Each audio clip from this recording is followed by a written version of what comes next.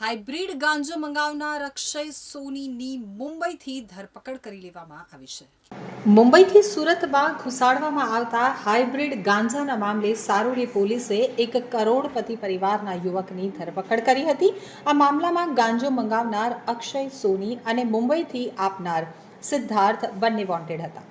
દરમિયાન અક્ષયને મુંબઈથી ઝડપી પાડવામાં આવ્યો હતો. અક્ષયની પૂછપરછમાં નવા ખુલાસા થવા પામ્યા છે.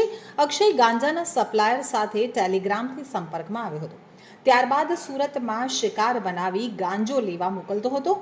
અત્રે ઉલ્લેખનીય છે કે અક્ષય પણ ગાંજાની લતે ચડી ગયો હતો અને નશાનો કાળો કારોબાર કરવા લાગ્યો હતો. મળતી માહિતી પ્રમાણે વિદેશના ફાર્મમાં ઉગાડવામાં આવતો હાઈ પ્યોરિટીની શ્રેણીમાં આવતા હાઇબ્રિડ ગાંજા સાથે જહાંગીરપુરાના યુવા બિઝનેસમેન કેનલ પટેલને નિયોલ ચેકપોસ્ટ પાસેથી ઝડપી લેવાયો હતો. કેનલ પાસેથી 29.94 લાખની કિંમતનો 998 ગ્રામ હાઇબ્રિડ ગાંજો મળી આવ્યો હતો. કેનલ બિંદાસ જથ્થો સ્કૂલ બેગમાં સંતાડી મુંબઈથી સુરત લઈ આવ્યો હતો, જે રેલવે સ્ટેશન નજીક અક્ષય હિતેશ સોનીને આપવાનો હતો. જોકે તે પહેલા જ કેનલ ઝડપાઈ ગયો હતો. આ બાબતે કાપોદ્રા પોલીસ દ્વારા તપાસ હાથ ધરવામાં આવી હતી. તો સુરતના કતારગામ વિસ્તારમાં આવેલી લક્ષ્મી પાર્કમાં રહેતા અક્ષય ઉર્ફે આઝાદ હિતેશ સોનીની મુંબઈથી ધરપકડ કરવામાં આવી હતી. ત્યારબાદ કાપોદ્રા પોલીસને સોંપવામાં આવ્યો હતો.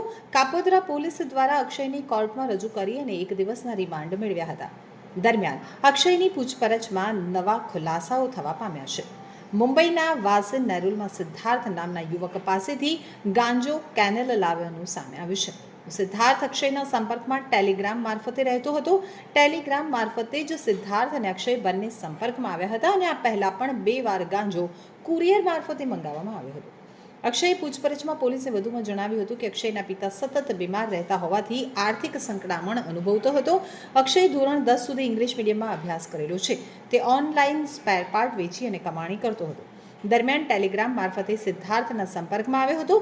સિદ્ધાર્થ મુંબઈથી ગાંજો મોકલતો હતો અને અક્ષય અહીં વેચાણ કરતો હતો. આ દરમિયાન અક્ષય પણ ગાંજાની લતે ચડી ગયો હતો. કેનલને ગાંજો લાવવા માટે રૂપિયાની લાલચ આપી અને ફસાવવામાં આવ્યો હતો. કેનલ માત્ર અક્ષયને જાણતો હતો. સિદ્ધાર્થ અંગે તેને અજાણ રાખવામાં આવ્યો હતો.